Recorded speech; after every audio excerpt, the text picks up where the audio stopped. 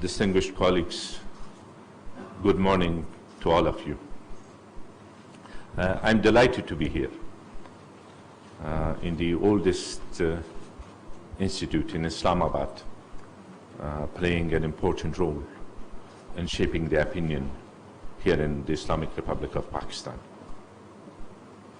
A prestigious institute for strategic studies of Islamabad, and I look forward to discussions and interactions. Dialogue, knowledge-based foreign policy, and effective diplomacy are main areas of focus for this institute. If I may say so, these are very much needed in today's environment, in our region and beyond. And I'm here today for dialogue. This is my first visit after some years. Myself and my delegation, we are thankful to you, Foreign Minister, to the leadership in Pakistan, to the authorities, to the intellectual community, and to the brotherly nation for your warm welcome and hospitality. And thank you, Ambassador, for inviting us here.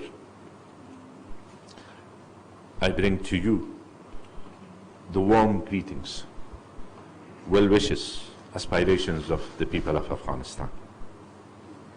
I'm confident that we are on the threshold of a new era in bilateral relations based on mutual respect and sincere cooperation for shared prosperity.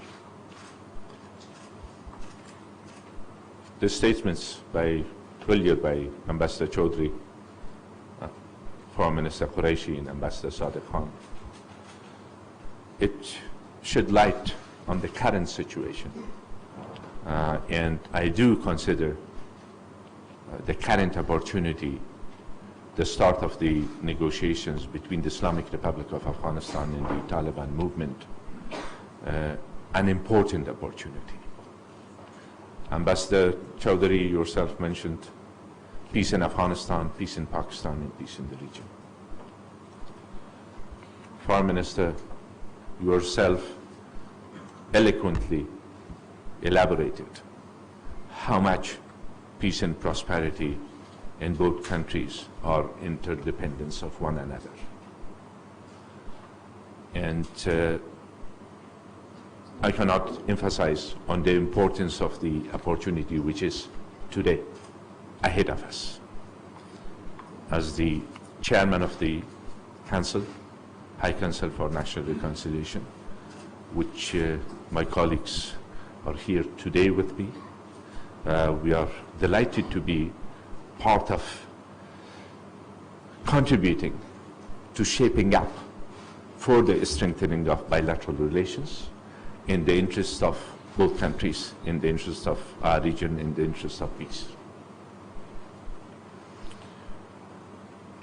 I am visiting Pakistan at a time when a new future, indeed a peaceful future, is on the horizon. As yourself referred to, on the September 12th, I participated in the inauguration of the negotiations between the Islamic Republic of Afghanistan and the Taliban movement on behalf of the Islamic Republic of Afghanistan.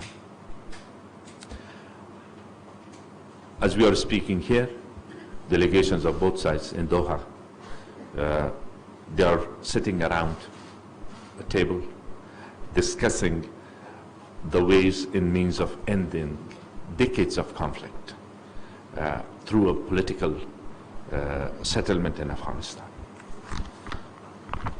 Pakistan has played an important role in facilitating this moment. And my delegation and I thank you and thank the government of Pakistan and the people of Pakistan for their efforts. And we are looking forward to our joint next practical steps. Colleagues, ladies and gentlemen, I'm a firm believer after many troubling years, we now need to go beyond the usual stale rhetoric and shadowy conspiracy theories that have held us back. We cannot afford to pursue business as usual. We need fresh approaches, and our people demand it from us. It's more urgent than ever to look to our region as one region. We need to look at the realities of the past 4 decades in our region, and also, as yourself rightly mentioned, take into account the current conditions and geopolitical and geoeconomic shifts. And also, we then need to draw necessary lessons about our gains and losses, threats and opportunities, especially where we could have been today if we had aimed for stronger cooperation, reduced tension, promoted moderation, increased regional connectivity, trade, transit, economic integration, business to business, and more importantly, people-to-people interactions. I will let distinguished scholars to tell us the cost of non-cooperation, the opportunities lost. But we have a saying in Farsi, Mahira har waqt az aab bigiri taze ast. Whenever you can take the fish from the water, it is fresh. And we all realized that we have made advances in our bilateral relations, and also in different respects. But also we know that we are lagging behind in other areas in today's highly competitive and technologically interconnected world. We are facing series of threats, common threats most of the time, and challenges, including various shades of terrorism, extremism, intolerance, and more recently, COVID-19 pandemic that has not spared any country. Ladies and gentlemen, I believe that there is a huge untapped security, political, economic potential for cooperation. In considering the current geopolitical context of the region, many new windows of opportunities have opened up. Therefore, more than ever, both countries need to pursue an enhanced level of interaction for a more peaceful and prosperous coexistence.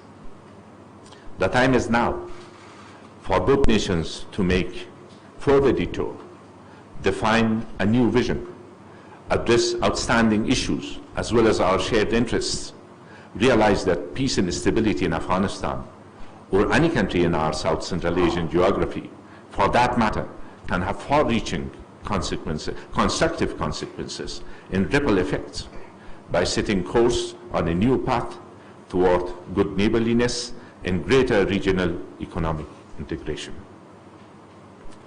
Today, as chair of the High Council for National Reconciliation, my job is to help build consensus and manage our collective efforts to promote reconciliation, to justly, inclusively, and honorably end the conflict and seek political settlement.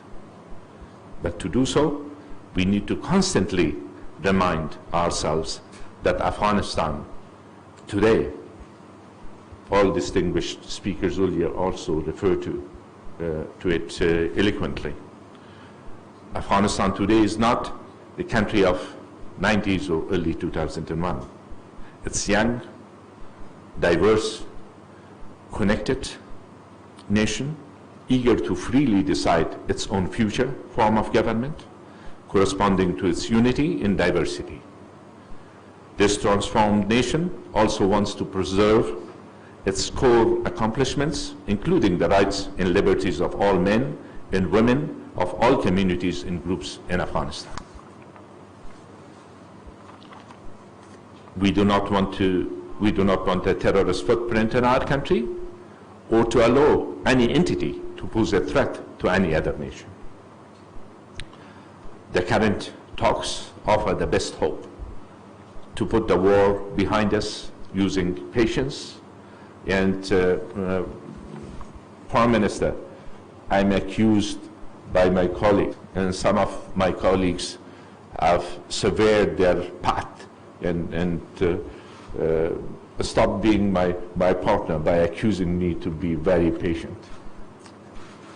That's the requirement.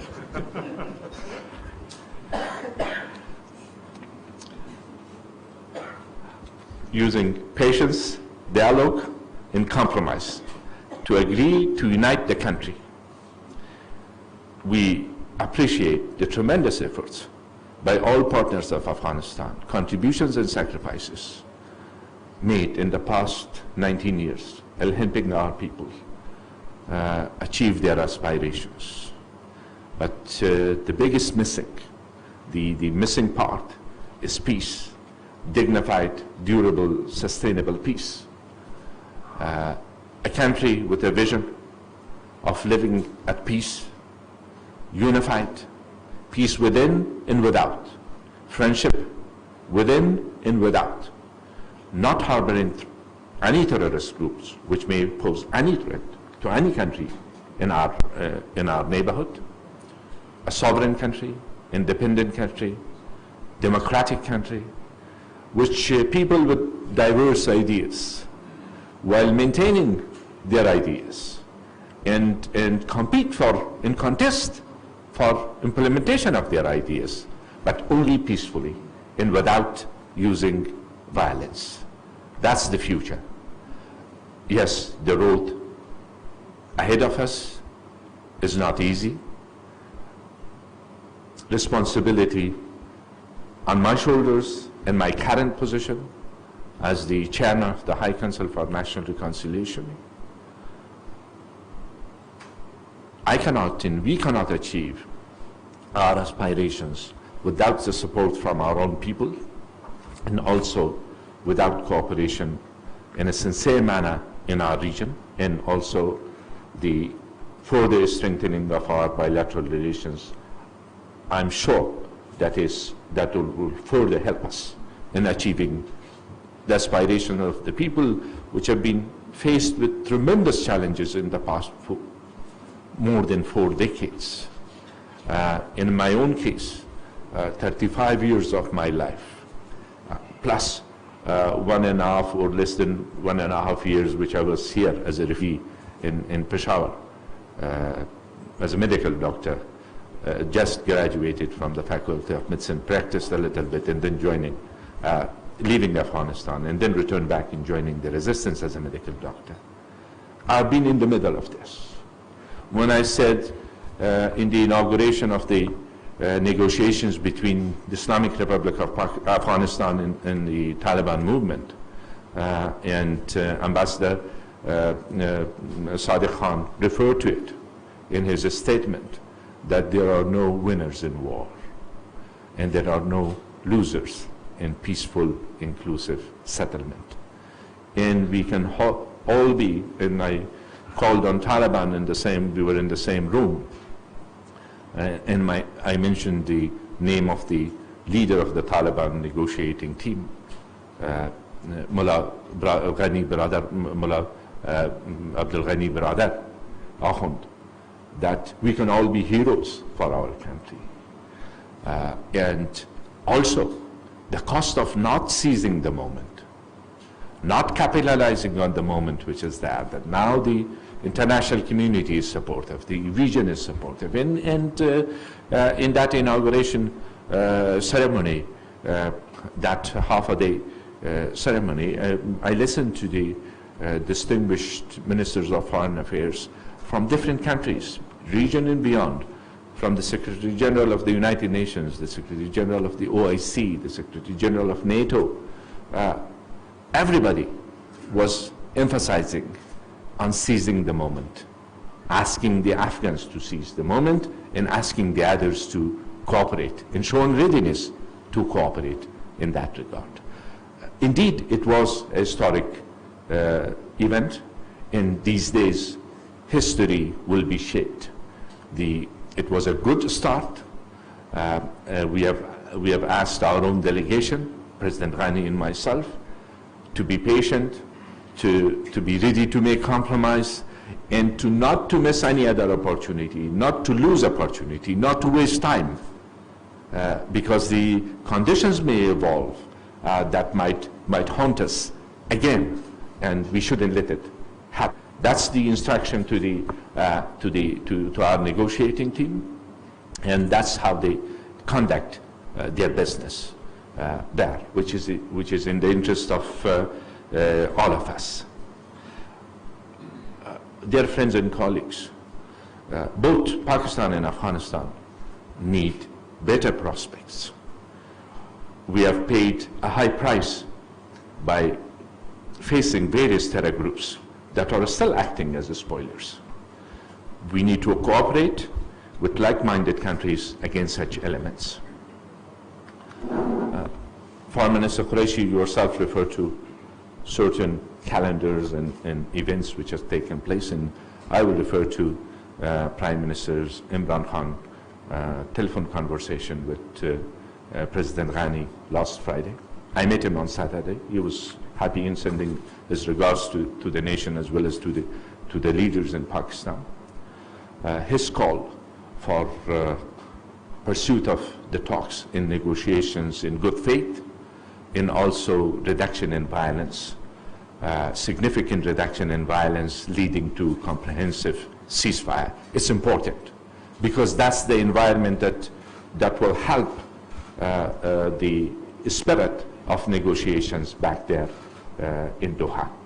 And not only I thank all of you for inviting me, for providing the opportunity, for your warm welcome and hospitality, and also for the content of discussions, which was mainly around peace, but also it covered areas of bilateral relations.